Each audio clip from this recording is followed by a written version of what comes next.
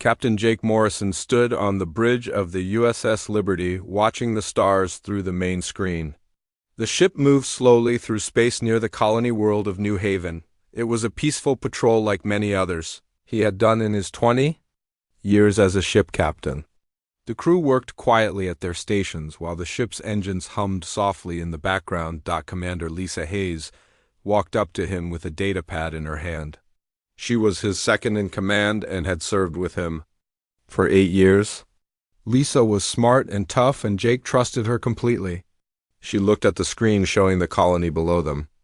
"All quiet down there, Captain," Lisa said. "The governor says everything is normal.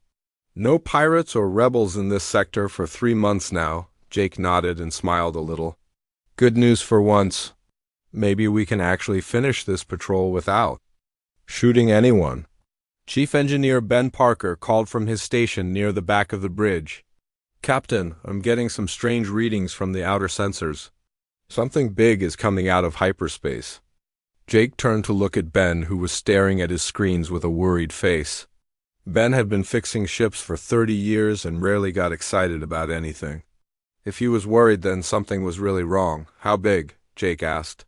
"Bigger than anything I've ever seen, sir. The computer can't even calculate the size properly."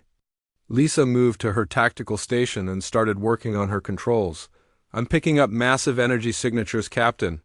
Whatever it is, it's putting out more power than our entire fleet combined." The main screen suddenly filled with bright light as huge ships appeared in space above New Haven. They looked like they were made of crystal and metal, and they glowed with golden energy. The largest ship was longer than 10 Earth cities placed end to end. Smaller ships surrounded it, but even they were bigger than anything humans had ever built. "My God," Ben whispered. "What are those things?" Jake felt his heart racing but kept his voice calm. "Red alert. All hands to battle stations. Lisa, try to contact them." The bridge lights turned red and alarms started ringing throughout the ship. Crew members ran to their emergency positions while the Liberty's weapons came online. Jake knew their guns were useless against ships that big, but he had to be ready for anything. "I'm trying to reach them on all frequencies, Captain," Lisa said. No response yet. Suddenly a voice filled the bridge, but no one could see who was speaking. The voice sounded like music and thunder at the same time. It spoke directly into their minds without using their ears. "People of this small world, we are the Celestial Order. We are your gods returned to claim what is ours. You have built on sacred ground and must leave immediately." Jake looked around the bridge and saw his crew staring at each other with fear and confusion. He had fought pirates and rebels and alien monsters, but nothing had prepared him for this. "This is Captain Morrison of the Earth Federation ship Liberty," he said loudly. "Identify yourselves and state your business in human space." The voice laughed, and the sound made everyone on the bridge feel cold inside. "We need not explain ourselves to insects. We are divine beings with power beyond your understanding. Look upon us in despair." The screen changed to show beings of pure light, standing on the bridge of the crystal ship. They looked like tall humans, but their bodies glowed with golden fire. Their leader wore a crown of stars, and his eyes burned like small suns. "I am High Archon Zephyriel, first among the gods of this galaxy," the being said. "Your species has spread like a disease across worlds that belong to us. This ends now." Down on New Haven, Governor Kate Sullivan appeared on the communication screen. She was a tough woman who had built a colony from nothing over 20 years. Her face was angry and determined. "Unknown ships. This world belongs to the human colony of New Haven. We claim it by right of settlement and will not abandon our homes to anyone." High Archon Zephyriel's glowing face showed what might have been amusement. "You claim what was never yours to take. Watch now as we show you the price of defying gods." 3 beams of pure energy shot out from the crystal ships toward 3 cargo vessels that were leaving New Haven's orbit. The beams touched the ships and they simply disappeared. No explosion, no debris, nothing. Thousands of innocent people were gone in seconds. "You killed them," Jake said, his voice shaking with rage. "Those were civilian ships." "A small demonstration of divine power," Zephyriel replied. Surrender now or watch your entire species burn. Jake looked at his crew and saw the same anger in their eyes that he felt. These beings might have incredible power, but they were murderers. No god worth worshipping would kill innocent people. Lisa, target their lead ship with everything we have, Jake ordered. Sir, our weapons won't even scratch something that big. Lisa said, I don't care. We're not going to sit here and watch them kill people. The Liberty fired all its guns at the crystal ship. Plasma bolts and missile warheads struck the alien vessel but simply disappeared into a golden energy field around. The attack had no effect at all. Pitiful, Zephyriel said. Your weapons are toys compared to divine power.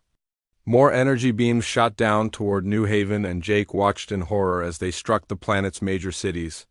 Millions of people lived down there, including families he had met during his visits to the colony. The beams created huge explosions that could be seen from space. Captain, we're receiving evacuation requests from the planet, Ben said. The governor is ordering all civilians to the emergency shelters. Jake knew there was nothing his ship could do against enemies this powerful. If he stayed and fought, his crew would die, and it would not save anyone on the planet. But running away felt like abandoning millions of people to these monsters. Sir, we need to warn Earth, Lisa said quietly. If we don't get word back about these aliens, no one will be ready when they attack other worlds. Jake closed his eyes for a moment and made the hardest decision of his life. Set course for Earth, maximum speed. Send out emergency signals on all frequencies warning about hostile aliens. As the Liberty turned away from New Haven, Jake watched the crystal ships begin their attack on the planet below. Buildings burned and people died while beings who called themselves gods showed no mercy at all. We'll be back, Jake promised quietly. Somehow we'll find a way to stop them. The ship jumped into hyperspace carrying news that would change everything for the human race.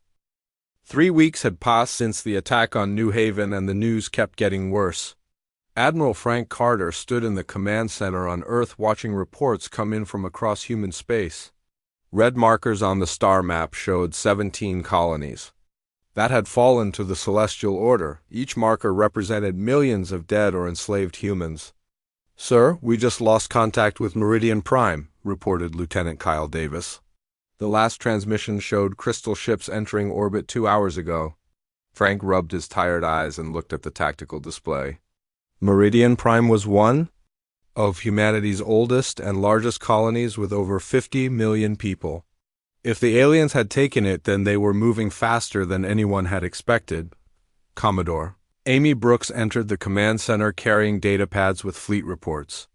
She was in charge of Earth's carrier groups and had been working around the clock to prepare for the coming battle.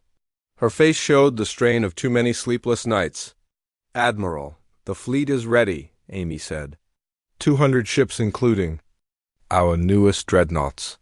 The USS Independence and USS Defiance are leading the battle group with full antimatter torpedo loads. Frank nodded but felt no confidence about their chances. Every report from the lost colonies told the same story. Human weapons could not penetrate the alien energy shields, and their own weapons could destroy anything humans built. It would be like fighting gods with rocks and sticks. What about the Marines? Frank asked. Colonel Tim Rogers stepped forward from where he had been studying troop deployment charts. He was a big man with scars from a dozen battles against pirates and rebels. His Marines were the best fighters humanity had, but they would be useless if they could not even reach the enemy ships. My people are ready, sir, Tim said. But we need the Navy to get us close enough to board their ships. If we can capture one of their vessels, maybe we can figure out how their technology works. Dr. Nathan Cross walked into the command center carrying a tablet full of analysis data. He was Earth's top expert on alien life forms and had been studying every scrap of information about the Celestials. His work might be their only hope of finding a weakness. Admiral, I've been reviewing all the battle recordings, Nathan said. There's something strange about how these aliens fight. They always retreat their damaged ships instead of letting them be destroyed, even when they're winning easily. Frank looked at the scientist with interest. What does that tell us? If They were truly immortal gods. They wouldn't care about losing ships or crew members. The fact that they protect their damaged vessels suggests they can be hurt or killed just like anyone else. Amy frowned at the data on her pad. But our weapons have never even scratched their shields. How can we hurt something we can't touch? I don't know yet, Nathan admitted. But I'm working on it. Give me more time and I might find something. The warning alarms suddenly started ringing throughout the command center.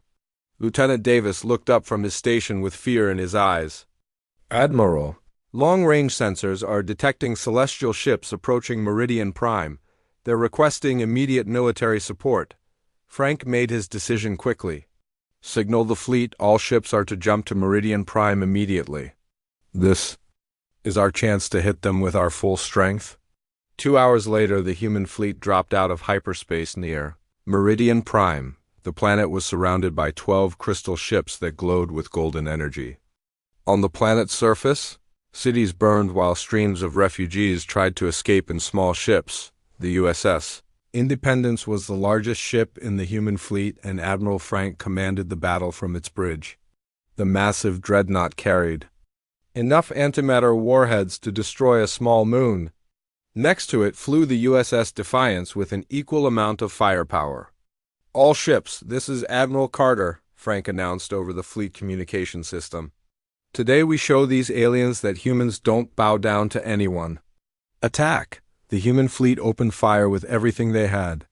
Thousands of plasma bolts and antimatter torpedoes streaked across space toward the crystal ships.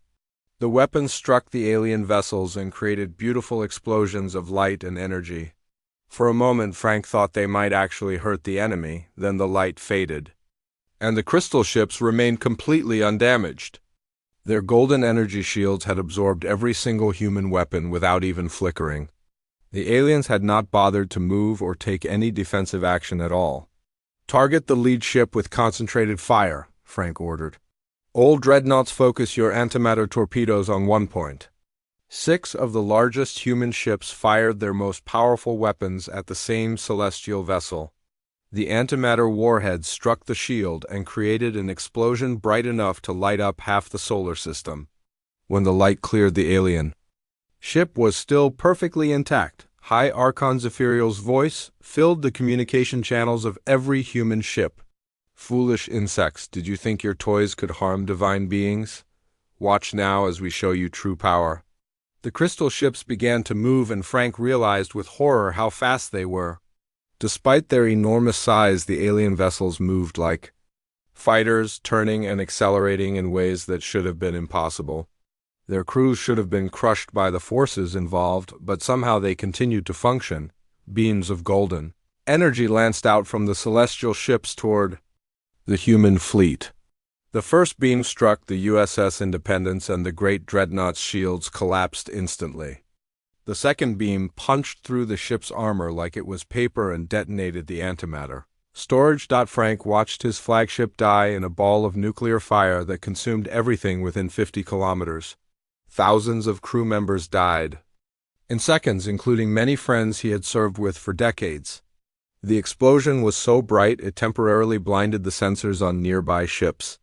Independence is gone, Amy reported from her carrier. No survivors detected. More energy beams reached out to touch human ships, and each one died instantly.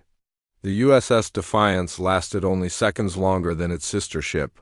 Smaller vessels tried to use their speed to avoid the alien weapons, but the crystal ships seemed to predict every move. Sir, we've lost 60% of the fleet, reported Captain Morrison from the Liberty. We need to retreat before they kill everyone. Frank wanted to keep fighting, but he knew that staying would only result in more death. These aliens were too powerful, and humanity needed time to find a better way to fight them. All ships retreat, Frank ordered. Fall back to Earth immediately. The surviving human ships turned and jumped into hyperspace while the celestial vessels continued their attack on Meridian Prime. Frank watched the planet burn and knew that 50 million people would soon be dead or enslaved. Back on Earth, President Helen Morgan sat in her office reading reports from the battle. Refugee ships were arriving every day carrying survivors with terrible injuries from celestial energy weapons. The burns were unlike anything human doctors had ever seen, and many victims died despite the best medical care. Religious riots had broken out in several cities, as some humans began to worship the Celestials. They believed the aliens really were gods and that humanity should surrender rather than face total destruction. Other groups demanded that Earth fight to the death rather than submit to alien rule. Dr. Nathan Cross worked in his laboratory studying recordings of the battle. He played the same scenes over and over again, looking for any sign of weakness in the enemy. Most of the human weapons had been completely ignored, but a few antimatter explosions had made the alien shields flicker slightly. "There has to be something," Nathan muttered to himself. "No technology is perfect. Every shield has a frequency it can't handle." He pulled up detailed scans of the celestial energy fields and began running computer simulations. Somewhere in the data was the key to defeating beings who claimed to be gods.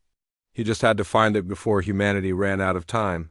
Outside his laboratory window, construction crews worked around the clock building new warships to replace the ones lost at Meridian Prime. Earth's factories ran day and night, producing weapons and armor for the final battle that everyone knew was coming. The aliens had proven their power, but humans had never been good at giving up.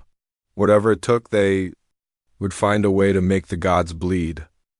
6 months had passed since the disaster at Meridian Prime, and humanity was losing the war badly. Dr. Nathan Cross sat in his laboratory on Earth, studying pieces of wreckage from a celestial scout ship that had crashed on the moon. Getting this alien technology had cost the lives of 200 Marines, but it might be the key to everything. The crashed ship was small compared to the crystal warships, but it still used the same energy shield technology. Nathan had been working day and night to understand how it functioned. His team included Dr. Rachel Kim, who specialized in energy physics, and engineer Paul Martinez, who built prototype weapons. "Look at this," Rachel said as she pointed to readings on her screen. "The shield doesn't actually block our weapons. It converts the energy into a different frequency and redirects it." Nathan leaned over to study the data. "So if we could match that frequency, we might be able to disrupt the conversion process?" "Exactly," Rachel replied.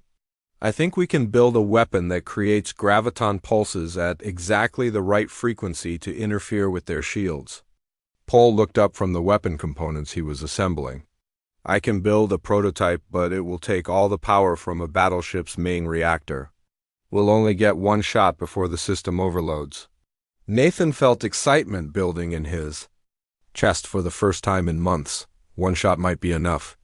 If we can prove these aliens can be hurt, then humanity still has hope. Captain Jake Morrison received the call to return to Earth while the USS Liberty was hiding in an asteroid field near the occupied world of Titan's Gate. His ship had been running missions behind enemy lines for months, rescuing refugees and gathering intelligence about celestial operations. Commander Lisa Hayes met him in the engineering section where Chief Ben Parker was installing the new weapon system.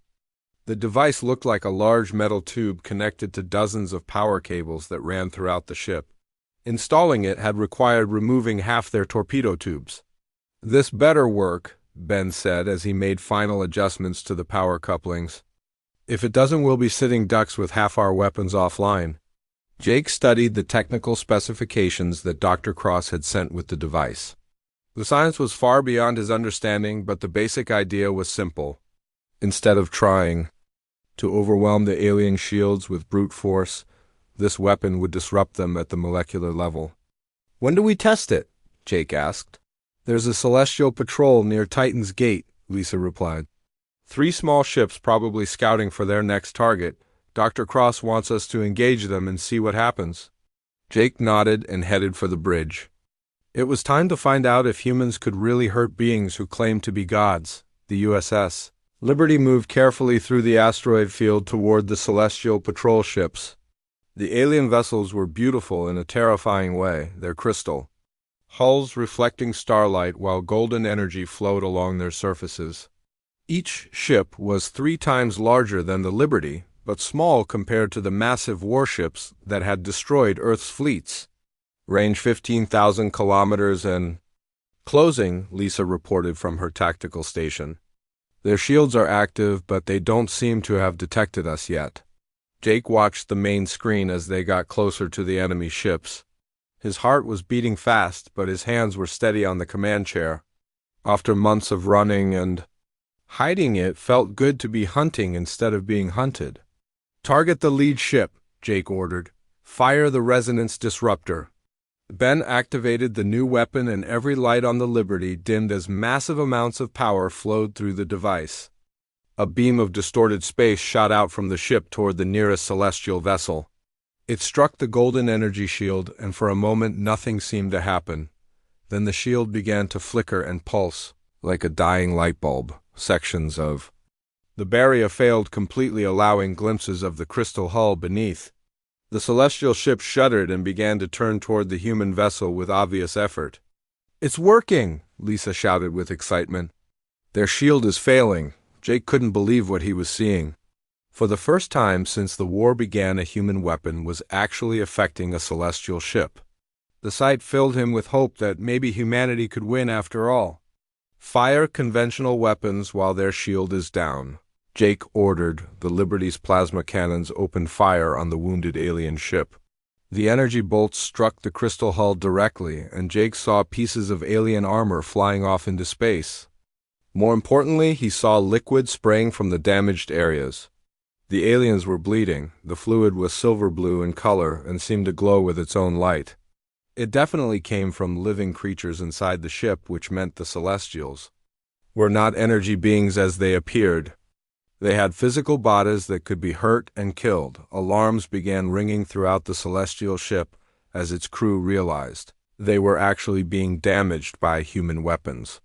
The golden light that usually surrounded the vessel flickered and dimmed, showing fear for the first time since the war began. The other two alien ships moved to help their damaged companion, but they seemed confused and uncertain.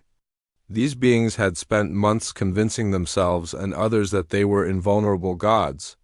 Having their ship bleed real blood shattered that illusion completely. "Sir, I'm detecting massive energy signatures approaching fast," Ben reported. "Something really big is coming out of hyperspace." The space around Titan's gate filled with golden light as the largest celestial warship Jake had ever seen appeared near the planet. It was easily 20 kilometers long and radiated enough power to destroy an entire solar system. Smaller ships surrounded it, but even they dwarfed most human vessels. High Archon Zephyriel's voice filled the Liberty's bridge with rage and disbelief. "Impossible! No mortal weapon can harm divine flesh. You will pay for this blasphemy with your lives." Jake realized they had attracted the attention of the celestial leader himself.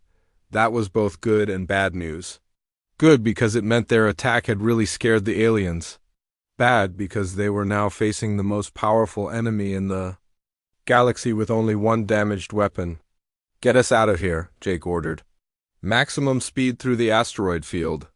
The Liberty raced between the floating rocks, while energy beams from the celestial fleet lit up space around them. The alien weapons were incredibly powerful, but the asteroids provided some protection from direct hits. Jake used every trick he had learned in 20 years of space combat to keep his ship alive. Behind them, the wounded celestial ship was leaking more of the silver-blue fluid, and its movement was becoming erratic. The crew was obviously dying from their injuries, which proved these beings were as mortal as any other living creature. "Captain, look at this," Lisa said as she studied sensor readings from the damaged alien ship. "Their biosignatures are almost identical to humans. Whatever these things really are, they're not gods." Jake watched High Archon Zephyriel's flagship pursuing them through the asteroids. The massive vessel moved with impossible grace despite its size, but Jake could see something different about it now.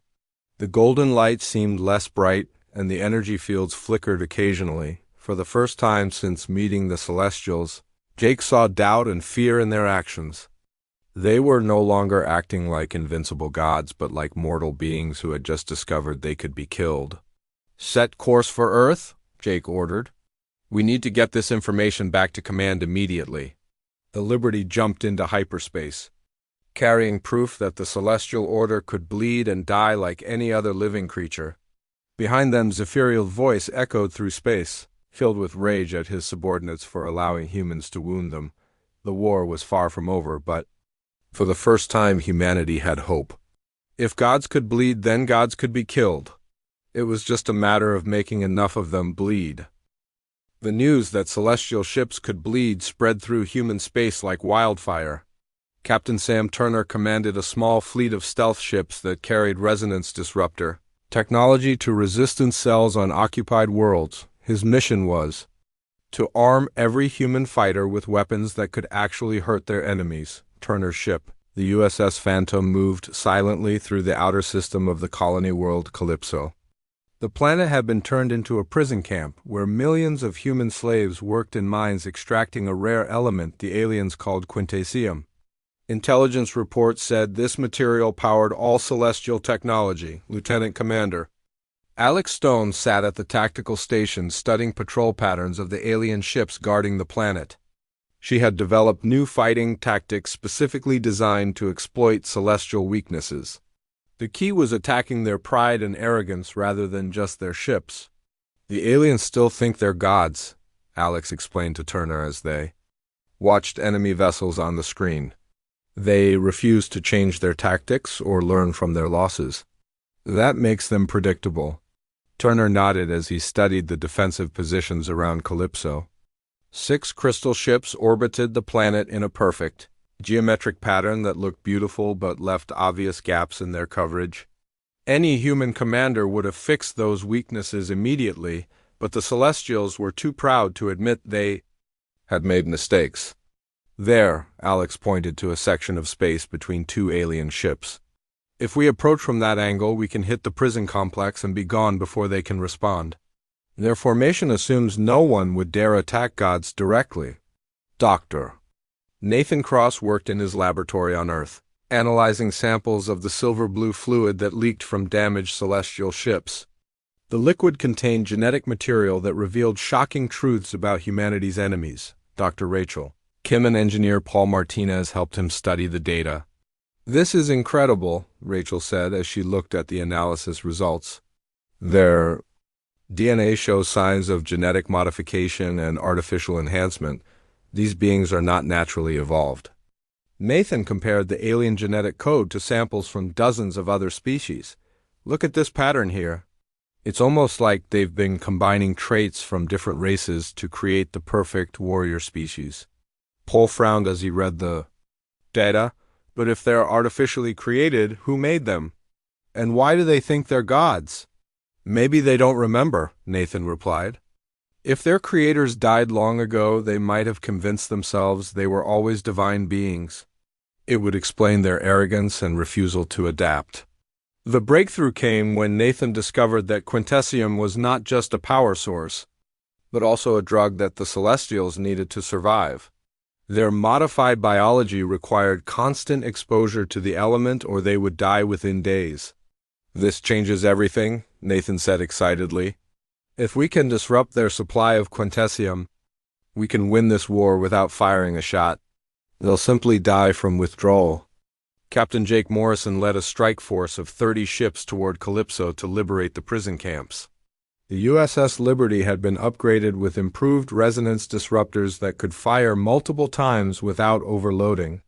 Commander Lisa Hayes coordinated the attack while Chief Ben Parker monitored the new weapon systems the human fleet approached. Calypso using the weak points that Alex Stone had identified in the alien defenses. The celestial ships maintained their perfect formation even though it left them vulnerable to attack. Their pride would not allow them to admit their tactics were flawed.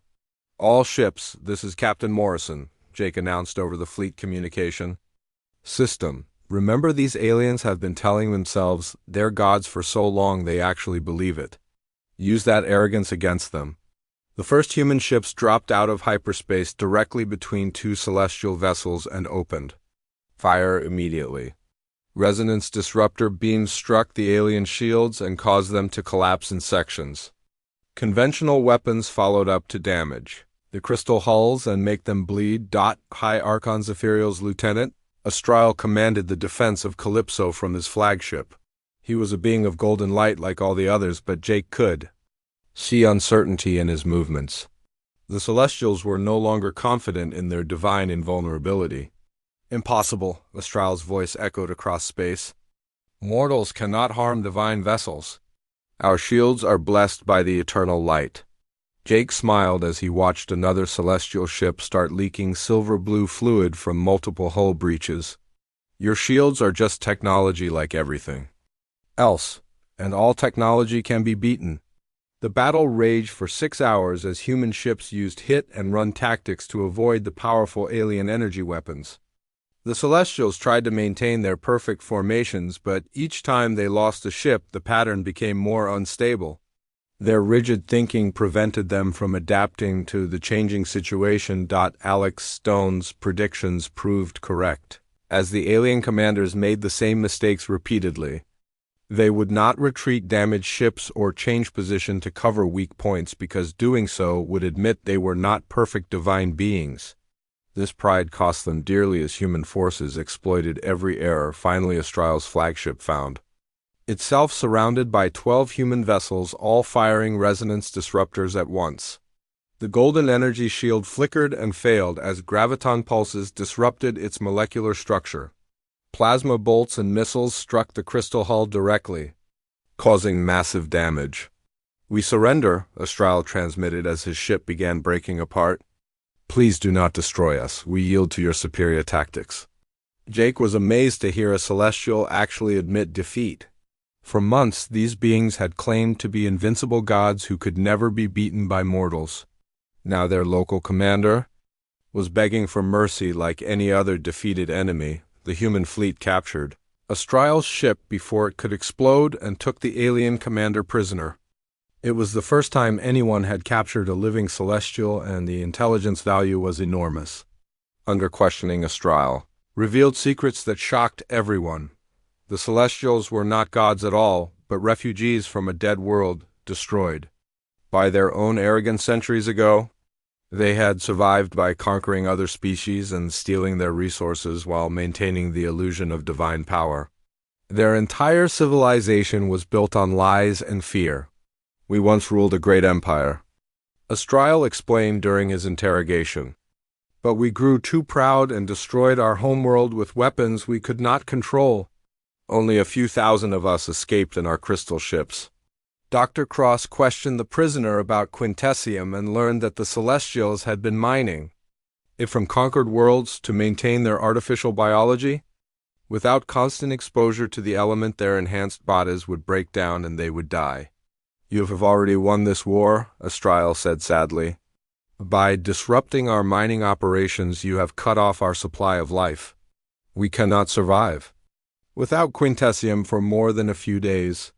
The truth about the Celestials spread throughout human space and inspired massive uprisings on every occupied world. People who had been enslaved by beings claiming to be gods now knew their oppressors were just mortal creatures struggling to survive.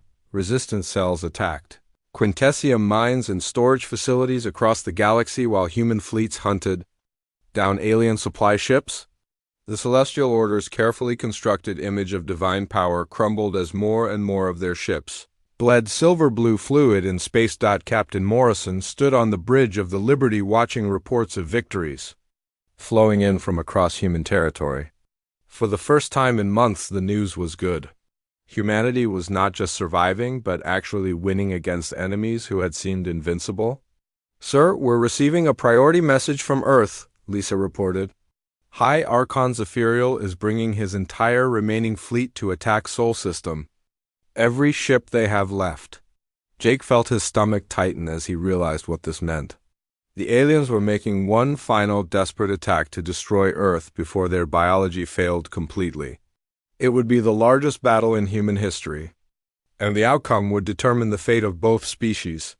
"Set course for Earth, maximum speed," Jake ordered. "It's time to finish this war once and for all."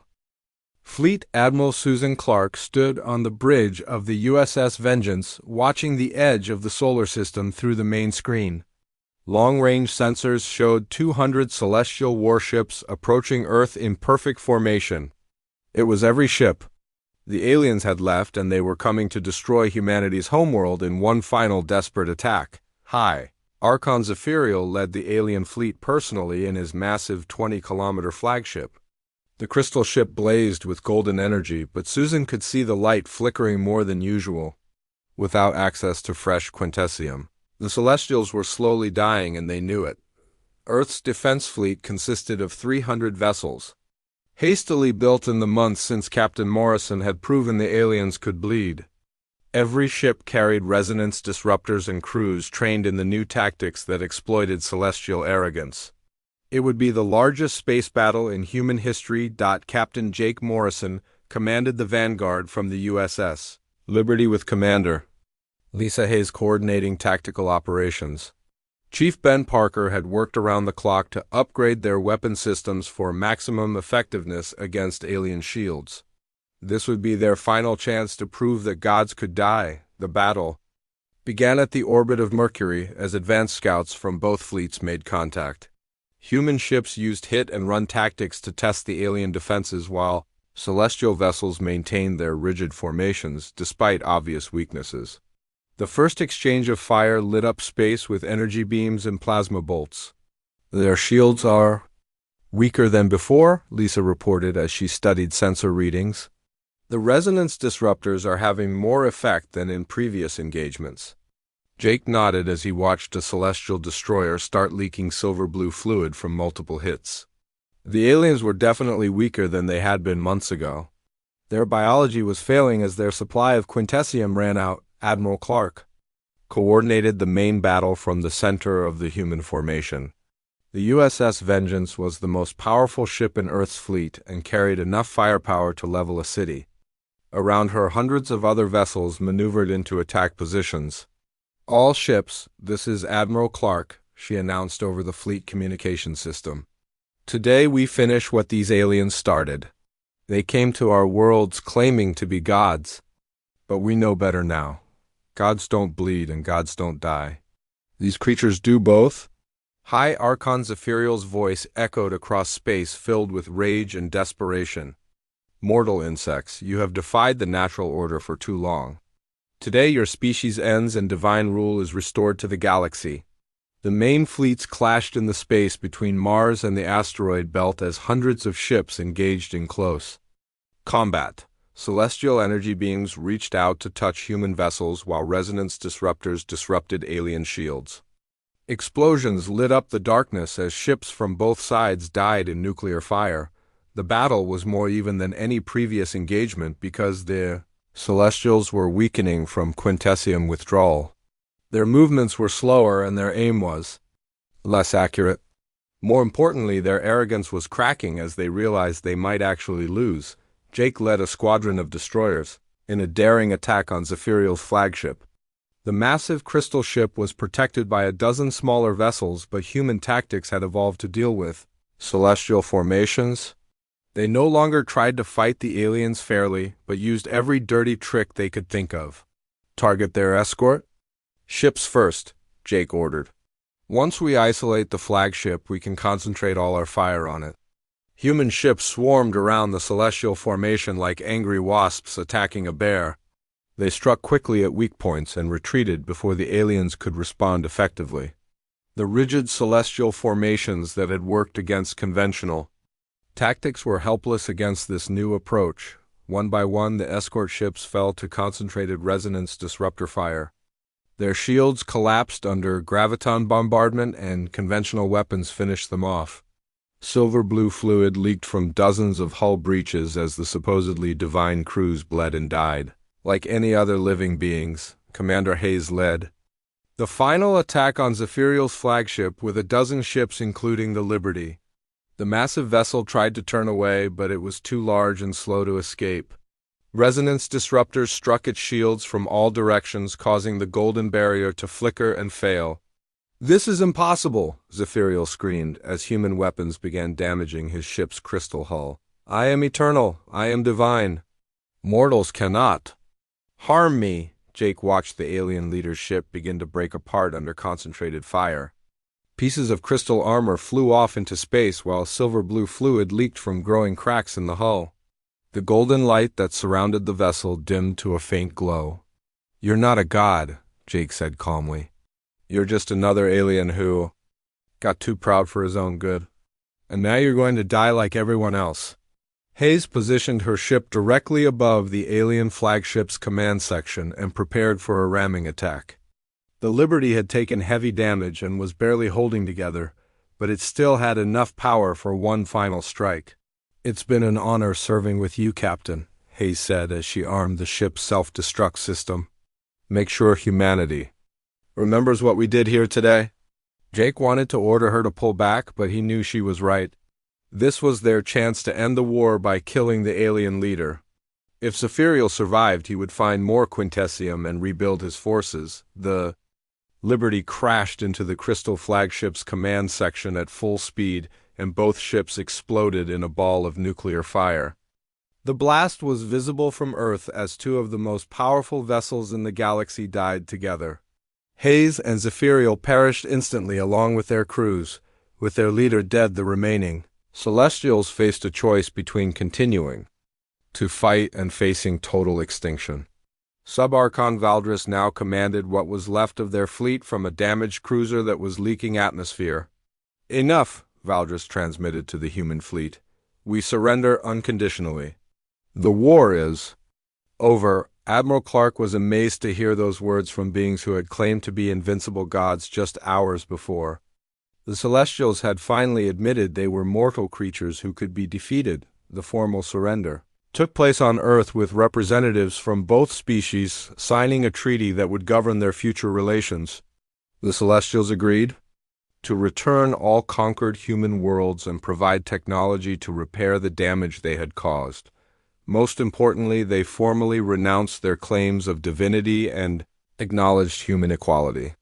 The galaxy would know that no being, regardless of their power, had the right to claim dominion over others without consent. Dr. Nathan Cross worked with the surviving Celestials to develop synthetic quintessium that would keep them alive without requiring them to conquer other worlds. It was a gesture of mercy from a species that had every right to demand revenge. Jake Morrison was promoted to admiral and given command of the new Interstellar Defense Force tasked with preventing future wars between species. He often thought about Commander Hayes and the price of victory as he worked to build a lasting peace. The war had cost millions of human lives and nearly resulted in the extinction of both species. But it had also proven something important about the nature of power and divinity.